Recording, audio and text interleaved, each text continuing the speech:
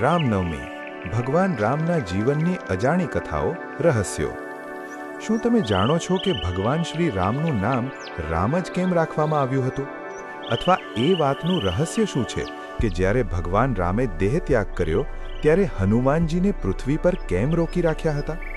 આપણે સૌ રામાયણની કથા જાણીએ છીએ, પણ મર્યાદા પુરુષોત્તમ રામના જીવનમાં કેટલાક એવા ગૂઢ રહસ્યો છુપાયેલા છે જે સામાન્ય રીતે કોઈને ખબર નથી હોતી। રામનવમીના આ પવિત્ર અવસરે આજે આપણે ભગવાન રામના જીવનની એવી 5 વાતો જાણીશું જે સાંભળીને તમારી ભક્તિ અને જ્ઞાન બંને અનેક ગણું વધી જશે। જો તમે પણ સાચા રામ ભક્ત હો તો આ વિડીયોના અંત સુધી જોડાયેલા રહેજો, કારણ કે છેલ્લું રહસ્ય તમારા જીવનની દ્રષ્ટિ બદલી નાખશે। સૌ પ્રથમ રહસ્ય એ છે કે ભગવાન રામ વિષ્ણુના અવતાર હોવા છતાં તેમનું નામ વસિષ્ઠ મુનિએ રામ કેમ રાખ્યું? રામ શબ્દ 2 અક્ષરોથી બનેલો છે, રા જે અગ્નિ બીજ છે અને મ જે અમૃત બીજ છે। આ નામનો અર્થ થાય છે જે અંધકારને બાળી નાખે અને જીવનમાં શાંતિ આપે। બીજું રહસ્ય એ છે કે ભગવાન રામ અને દેવી સીતાના લગ્ન પછી તેઓ કેટલા વર્ષ વનવાસમાં રહ્યા? ઘણા માને છે કે 14 વર્ષ, પણ આ સમયગાળા પાછળ પણ એક જ્યોતિષીય ગણિત હતું જેથી રાવણનો અંત નિશ્ચિત થઈ શકે। આ સાથે જ શું તમે જાણો છો કે લક્ષ્મણજીએ વનવાસના 14 વર્ષ દરમિયાન એક પણ ક્ષણ નિંદ્રા નહોતી લીધી?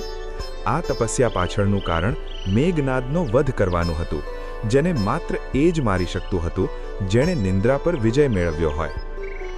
ત્રીજું અને સૌથી મહત્વનું રહસ્ય ભગવાન રામના દેહ ત્યાગ સાથે જોડાયેલું છે।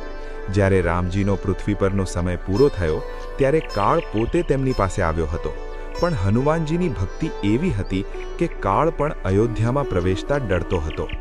ત્યારે ભગવાન રામે એક યુક્તિ કરી હતી જેથી હનુમાનજી અયોધ્યાથી દૂર જાય અને કાળ પોતાનું કાર્ય કરી શકે। ભગવાનની આ લીલા એ સમજાવે છે કે જે પૃથ્વી પર આવે છે તેણે પૃથ્વીના નિયમોનું પાલન કરવું જ પડે છે।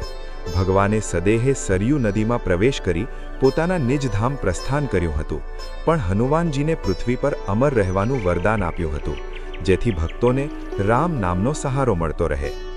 ભગવાન રામનું જીવન આપણને શીખવે છે કે ગમે તેટલી વિકટ પરિસ્થિતિ હોય પણ મર્યાદા અને ધર્મ ક્યારેય ન છોડવા જોઈએ। રામનવમી માત્ર એક જન્મોત્સવ નથી, પણ આપણા હૃદયમાં રામત્વ જગાડવાનો દિવસ છે। જો આપણે રામની જેમ એક વચની અને એક પત્ની વ્રતનું પાલન કરીએ તો પૃથ્વી પર જ રામ રાજ્યની સ્થાપના થઈ શકે છે। આ રામનવમી પર સંકલ્પ કરીએ કે આપણે પણ સત્ય અને ન્યાયના માર્ગે ચાલીશું। મિત્રો, ભગવાન રામની આ અદ્ભુત અને રહસ્યમય વાતો તમને કેવી લાગી? જો તમને આ માહિતી ગમી હોય તો વિડીયોને લાઈક જરૂર કરજો અને કોમેન્ટમાં જય શ્રી રામ લખીને તમારી હાજરી નોંધાવજો। રામાયણના આવા જ અજાણ્યા પાસાઓ અને ભક્તિમય કથાઓ માટે અમારી ચેનલ મારા પ્રભુજીને અત્યારે જ સબસ્ક્રાઇબ કરો અને આ વિડીયોને તમારા પરિવાર સાથે શેર કરવાનું ન ભૂલતા।